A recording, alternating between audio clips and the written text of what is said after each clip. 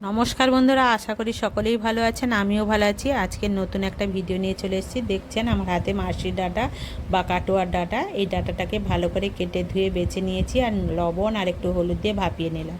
এবার কড়াইতে তেল দিয়ে দিলাম, দিয়ে দিয়েছি কালো জিরে আর ভাপিয়ে রাখা যে ডাঁটাটা ছিল এর মধ্যে দিয়ে দিলাম। এটা কিন্তু সম্পূর্ণ নিরামিষ রান্না করব। এই নিরামিষ রান্নাটা আপনারা একবার করে দেখবেন, এক থালা ভাত নিমিষে উড়ে যাবে। আর নিরামিষের দিনে একবার এইটা রান্না করে খেয়ে দেখবেন কত সুন্দর হয়, দারুণ লাগে খেতে। এর মধ্যে আমি দিয়ে দিয়েছি পোস্ত, কাজু আর সর্ষে বাটা, আর এর মধ্যে একটু কাঁচা লঙ্কা দিয়েছিলাম। দিয়ে ভালো করে কষিয়ে নেব। কষানো হয়ে যেতে উপর থেকে একটু সামান্য মিষ্টি দেবো, যেহেতু এটা নিরামিষ রান্না তাই একটু মিষ্টি দিয়ে দেবেন। আর নামানোর শেষে একটুখানি লেবু রস দিয়ে দেবেন।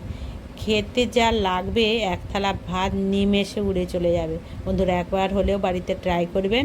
আর ভালো লাগলে লাইক, শেয়ার, কমেন্ট, একটা সাবস্ক্রাইব করবেন।